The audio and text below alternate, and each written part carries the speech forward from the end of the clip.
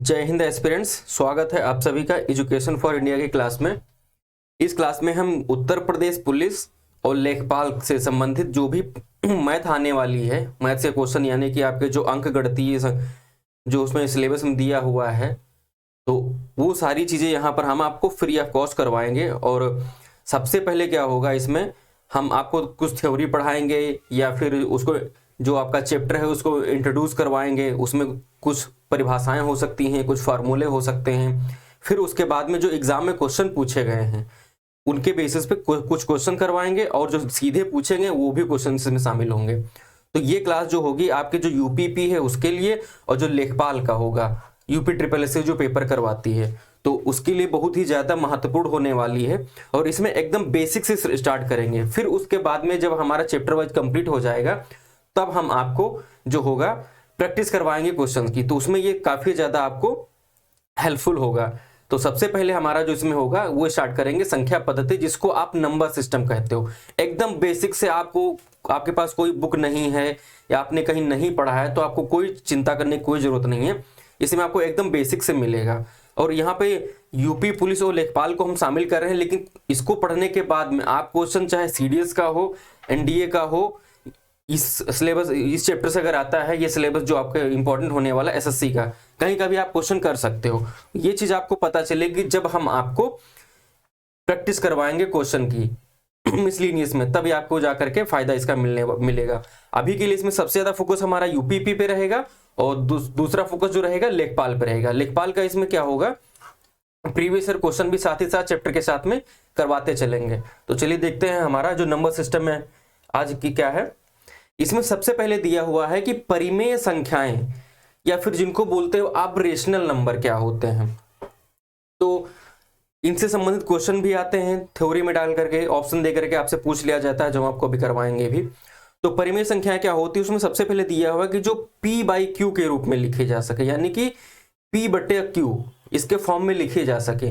अब P क्या हो सकता है, कोई नंबर हो सकता है, 5 हो सकता है, Q क्या हो सकता है, 8 हो सकता है। तो ये क्या हो गई संख्या है जो 5/8 यानी कि इस तरीके से लिखी जा सके, वो आपकी परिमेय यानी कि रेशनल नंबर होंगे। कंडीशन क्या दी हुई है कि P और Q क्या हो, पूर्णांक हो। अब ऐसा नहीं पूर्णांक यानी कि पूरा पूरा अंक हो, पूर्णांक का मतलब ही होता है कि वो पूरा पूरा अंक हो।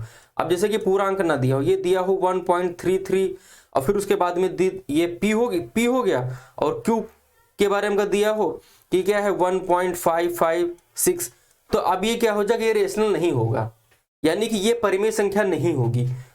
और क्या दिया हुआ है, तीसरा जो हमारा दिया है स्टेटमेंट कि जो Q है वो शून्य ना हो, यानी कि जो संख्या नीचे आ रही है यानी कि Q क्या है, 0 ना हो, यानी कि P बाई Q, और Q अगर 0 हो गया इसको लिख देंगे तो ये क्या हो जाता है, इसको हमेशा याद रखना अपरिभाषित होता है ये।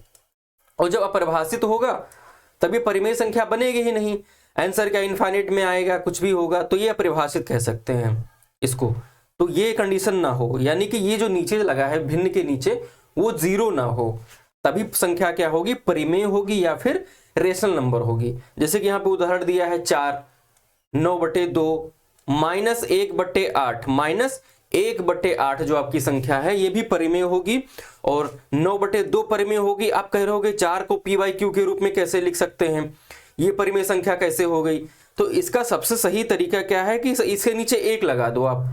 जब इसके नीचे आप 1 लिख दोगे तो ये 4 है, 4 ही रहेगा, और रेशनल नंबर यानी कि परिमेय संख्या भी बन गई, यानी कि ये P/Q के रूप में प्रदर्शित हो गई और इस पर कोई फर्क भी नहीं पड़ा। तो ये संख्याएं भी परिमेय संख्या हो सकती हैं। अगला देखते हैं अपरिमेय संख्याएं, यानी कि जो पहले था जस्ट उसका उल्टा अपरिमेय, मतलब जो परिमेय नहीं है, यानी कि इर्रेशनल।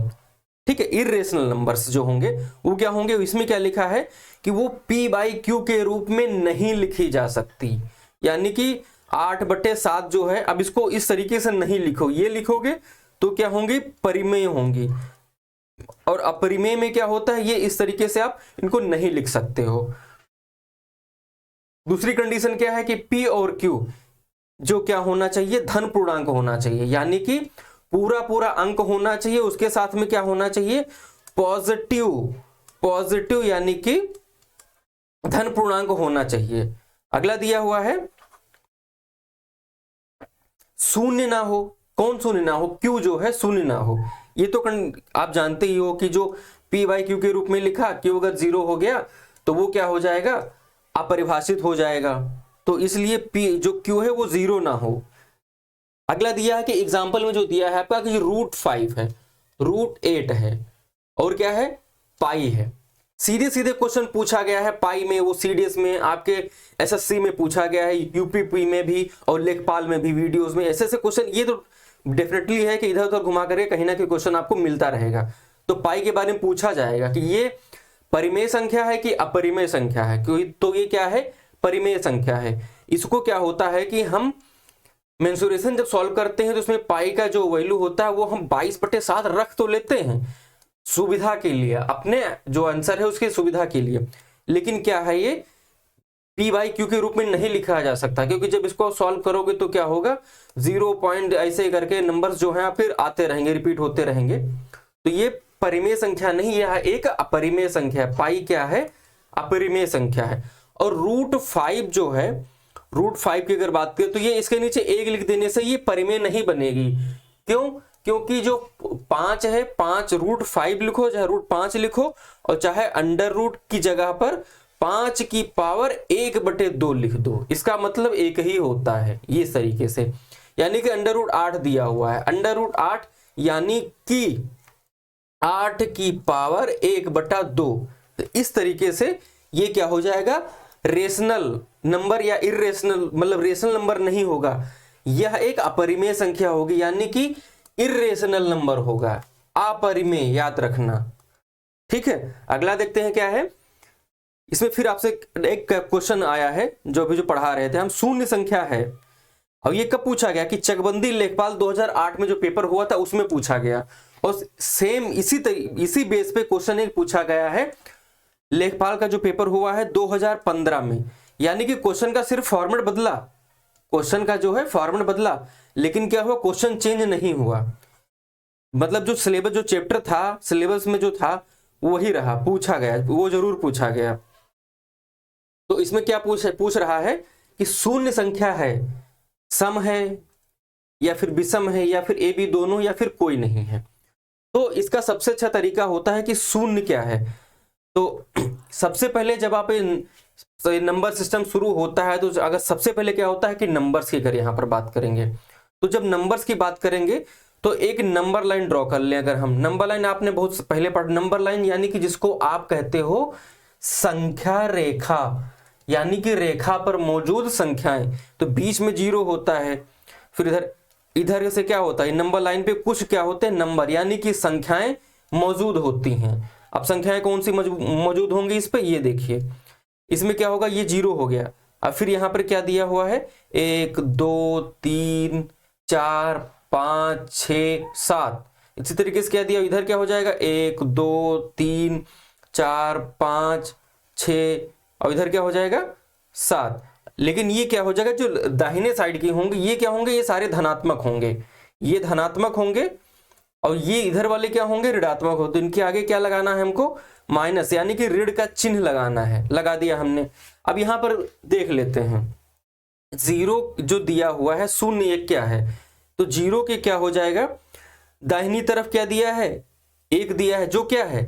विषम है। अब इधर भी क्या दिया है? भले ही ये माइनस में है, लेकिन ये भी क्या है? एक विषम संख्या है। तो होता क्या है कि एक सम संख्या के दाहिने तरफ और उसके बाएं तरफ, दाहिने तरफ राइट हैंड और लेफ्ट हैंड, उसके तरफ एक जो सम संख्या होगी उसके दाहिने तरफ और बाएं तरफ क्या होगा? विषम संख्या होंगी। इसी तरीके से अगर एक विषम संख्या उठा लें तो एक विषम संख्या के दाहिने तरफ और बाएं तरफ क्या होती हैं?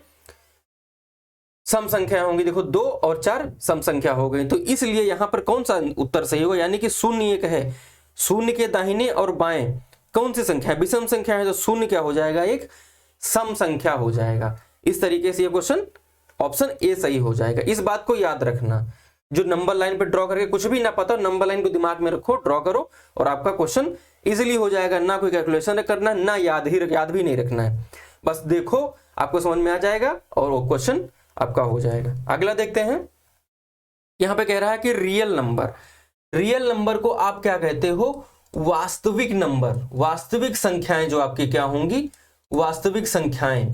तो इसके लिए क्या होगा, परिमेय संख्या या फिर सभी परिमेय और अपरिमेय संख्या क्या होंगी, वास्तविक संख्याएं होंगी। जैसे कि देखिए 3 दिया है, 0 दिया है, 2/5 दिया है, 6/9 दिया है और पाई भी दिया है, √2 दिया है, 7 दिया है, -3 दिया। तो इस तरीके से ये क्या होंगी, सभी परिमेय तथा अपरिमेय संख्याएं क्या हो जाएंगी, वास्तविक, यानी कि आपके रियल नंबर्स हो जाएंगे, वास्तविक संख्याएं हो जाएंगी।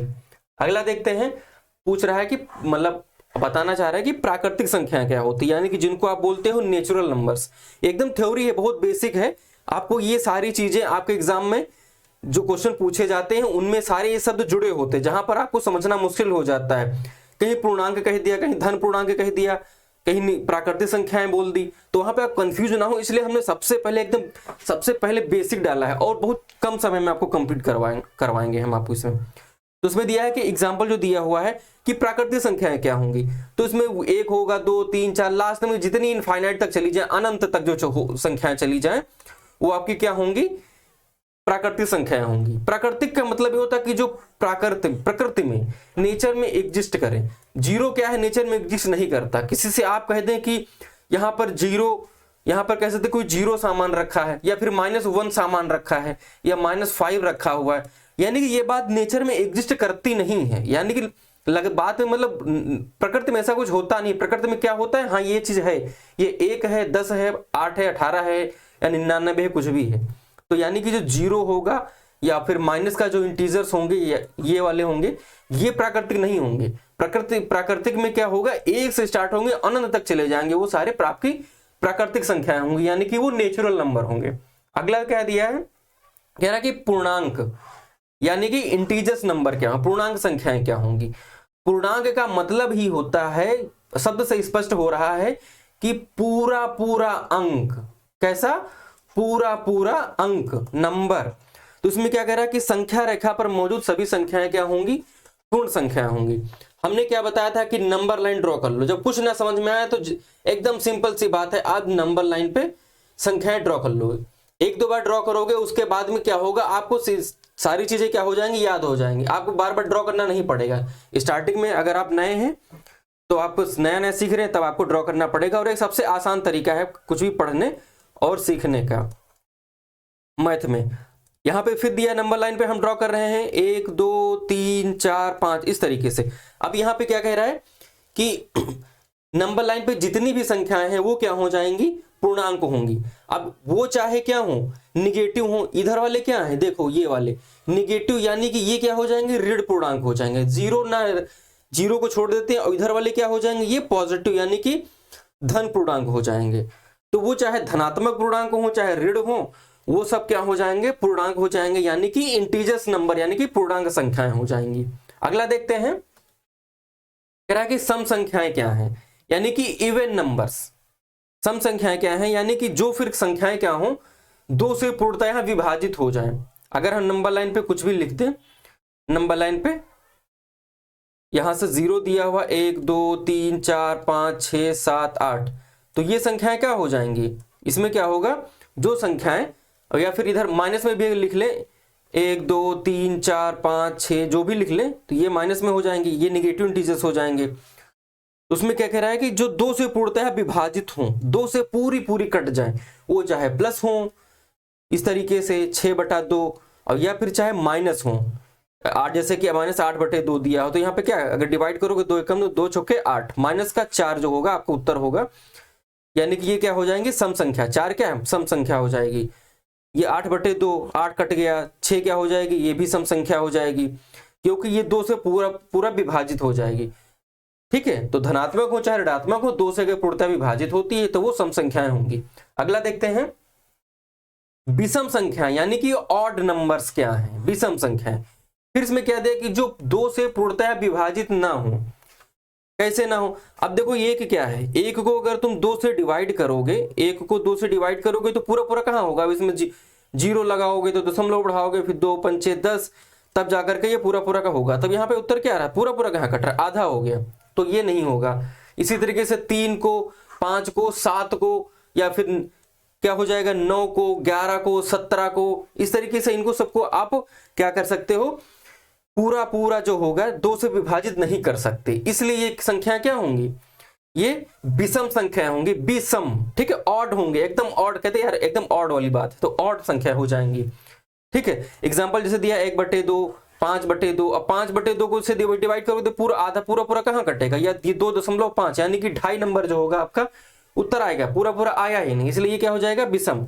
अगला देखते हैं इसमें, अगला क्वेश्चन जो दिया हुआ है, अभी जो 2008 में क्वेश्चन पूछा गया था लेखपाल में 2008 में, ठीक उसी तरीके से क्वेश्चन की लैंग्वेज एकदम बदल दी, क्वेश्चन की लैंग्वेज को टफ करने की कोशिश की, और बात क्या है, क्वेश्चन में वही दी हुई है, ठीक है, तो बात जो क्वेश्चन में वही दी हुई है। अब इसमें क्वेश्चन को क्या करना है, इसमें सिंप्लीफिकेशन को और ये जो नंबर लाइन में जो चीजें दी होती हैं उनको यहां पर मर्ज कर दिया गया है। क्वेश्चन में क्या दिया हुआ है कि यदि m क्या है, एक सम संख्या है, ठीक है, तो m² -1 गुणनफल, तो इसका गुणनफल जो दिया हुआ है, तो 2 क्रमिक है, क्या गुणनफल होंगे इनके, जो कोई भी होगा, हो सकता है कोई एक x हो एक y हो, तो इसके गुणनफल जो होंगे 2 क्रमिक क्या होंगे, विषम संख्या होगी या सम संख्या होगी,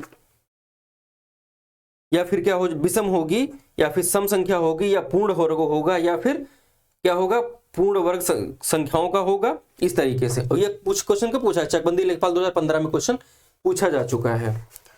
तो अगर m क्या दिया हुआ है, एक क्या है, सम संख्या है, m अगर सम संख्या है तो यहां पर इसका गुणनफल दिया हुआ है इस तरीके से, तो ये लिखा हुआ m² - 1 का स्क्वायर, इसका स्क्वायर कर दें या ना करें कोई फर्क नहीं पड़ता है, तो हम कर लेते हैं, किस लिए आपको अभी आगे पता चलेगा।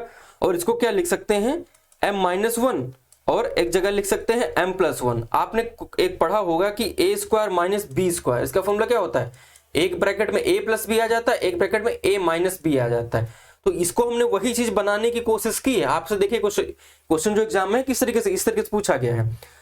फिर क्या कहा जा रहा है, ये गुणनफल हो गए, इससे क्या है, गुणनफल है, ठीक है। अगर इसको आप ऐसे करोगे तो ये फिर यही फाइंड होगा, घूम करके यही आपको प्राप्त होने वाला जब इसको गुणा करोगे ब्रैकेट ओपन करके, क्योंकि ये फॉर्मूला वहीं से आता ही है।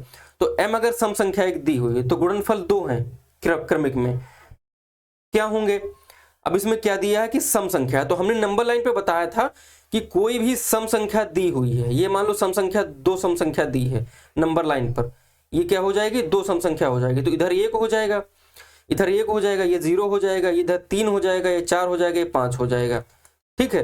तो अगर ये 2 सम संख्या है तो इसके दाहिने और इसके बाएं गुणनफल, मतलब कि m से 1 माइनस कर दो, तो 1 माइनस कर दिया तो यहां आ गए, m में 1 जोड़ दिया तो 3 पर आ गए। तो इसके आसपास के गुणनफल जो होंगे 2 क्रमिक क्या होंगे, दोनों क्रमिक क्या होंगे, विषम संख्याएं होंगी, एकदम विषम संख्याएं होंगी। नंबर लाइन से 2008 वाला क्वेश्चन भी सॉल्व हो रहा है, जो 2008 में लेखपाल में क्वेश्चन आया था वो भी नंबर लाइन से उसी फैक्ट पे, वही फॉर्मूले पे सॉल्व हो रहा है, उसी पद्धति पे, और 2015 में क्वेश्चन आया वो भी इसी पे सॉल्व हो रहा है, बस थोड़ा सा टफ करने की कोशिश की गई है और कुछ नहीं। नेक्स्ट देखते हैं, फिर से मैं कह रहा है कि 2 क्रमागत सम संख्याओं का योग जो दिया है वो क्या है, 20 है। तो संख्या क्या हो सकती है, 2 क्रमागत कौन सी है, सम संख्या है, तो सम संख्या कौन होगी, 1 हो जाएगा, पूरे का सारी संख्या ड्रॉ कर ले नंबर लाइन पर, तो 1 होगा, 2 होगा, 3 होगा, 4, 5, तो इसमें सम संख्या कौन सी होगी, 2 हो जाएगी, 4 हो जाएगी, ठीक है। आगे 6 भी होगा, तो क्रमागत लगातार, तो लगातार में 1 हो सकता होगा नहीं, 2 क्या होगा, 2 सम होगा, अब फिर लगातार में 3 आता है, 3 नहीं होगा, सीधा 4 होगा, यानी कि 2 और 4 क्रमागत संख्याएं होंगी, कैसी, सम। अब इसमें क्या कह रहा है कि संख्याओं का जो होगा क्या, 2 क्रमागत सम संख्याओं का योग कह रहा है, कितना है, 20 है, ठीक है। अगर सम संख्याओं का जो 20 दिया हुआ संख्याओं के वर्गों का योग है, ये थोड़ा मिसप्रिंट हो गया, संख्याओं के जो दिया है वर्गों का योग, यहाँ पे जो है थोड़ा टाइपिंग एरर हो गई है, तो ये संख्याओं के वर्गों का जो योग है 20 है। अब इनका वर्ग कर लेते हैं, स्क्वायर कर लिया, ये 2008 में क्वेश्चन पूछा गया था किसमें, राजस्व लेखपाल में, और यहाँ पे 4 का क्या कर लिया, स्क्वायर कर लिया, और उनको क्या करना है, वर्गों का योग, चलो जोड़ दिया, योग का मतलब होता है जोड़, तो 2 दूना 4, ठीक है, 4 चौके 16, ये जोड़ दिया, ये क्या हो जाएगा, ये हमारा रेशियो है, ठीक है, ये रेशियो में आ गया तो क्या हो जाएगा 4 और 16 20 रेशियो हो जाएगा। ये 20 रेशियो किसके बराबर, योग किसके बराबर कह रहे हैं, 20 के बराबर है। तो यहां पर क्या कर लिया कि 20 लिख दिया। अब काट देंगे 20 एकम 20, यानी कि R बराबर क्या हो जाएगा आपका R बराबर जो क्या हो जाएगा 1 हो जाएगा, 1 हो जाएगा, R बराबर 1 हो जाएगा। अब क्या हमने संख्या क्या ली थी 2 और क्या ली थी 4, तो 2 को 1 से गुणा करेंगे तो 2 आएगा, ठीक है। इसी तरीके से 4 को 1 से गुणा करेंगे, रेशियो हमारा कितना था 1 आया था, रेशियो बराबर 1 आया था। तो हमारा क्या हो जाएगा 4 एकम 4 हो जाएगा। संख्या कौन सी हो जाएंगी 2 और 4 संख्या हो जाएंगी। अगर आपको ये तरीका समझ में नहीं आता, आपको लगता है कि नहीं हम x मान के करेंगे, तो चलो मान लेते हैं। यहां पर क्या है कि 2 क्रमागत संख्या है, तो कोई शुरू करेंगे तो मान लो कि 2x हो गई, 2x हो जाएगी एक संख्या, ठीक है। तब अगला 3 होगा नहीं तो 4 ही होगा, तो 4x हो गया, 4x हो गया। अब इसे कह रहे हैं कि इसके वर्गों का योग बराबर कितना दिया हुआ है 20 दिया है, तो 2 दूना 4 एक्स स्क्वायर और प्लस 4 से कोई 16 एक्स स्क्वायर बराबर 20 दिया है। तो ये क्या हो जाएगा 20 एक्स स्क्वायर, ठीक है, 16 4 20 एक्स स्क्वायर, ये बराबर 20 हो जाएगा। इस तरीके से भी सॉल्व करोगे तब भी आपका 2 और 4 आएंगे संख्या, क्योंकि उसमें एक्स स्क्वायर की वैल्यू निकलेगी। इस तरीके से आप सॉल्व करोगे तो ये 20 से 20 कैंसिल आउट हो जाएगा, एक्स स्क्वायर बराबर 1 होगा। अब एक्स स्क्वायर 1 को 1 कर दो, एक्स बराबर 1। अब फिर तुम यहां पर क्या कर दो, हमने 2 एक संख्या क्या ली थी, एक 2x ली थी और एक क्या ली थी 4x, यानी कि 4x ली थी। अब इसमें 1 से 1 से गुणा करोगे, 2 में 1 से गुणा कर दो, 4 में 1 से गुणा कर दो, तो 2 ही मिलने वाला, यहां पर भी 4 मिलने वाला, यानी कि 2 और 4, यही आपका उत्तर होगा। ये जनरल तरीका था इधर वाला, ये वाला सामान्य तरीका था, और ये रेशियो में मान करके तरीका था, दोनों तरीके हो गए। अगला क्वेश्चन क्या दिया है, अगला यहाँ पे क्लास एंड होती है। अगला जो होगा हम नंबर सिस्टम का जो दूसरा पार्ट है इसका लेकर के आएंगे। तब तक के लिए धन्यवाद।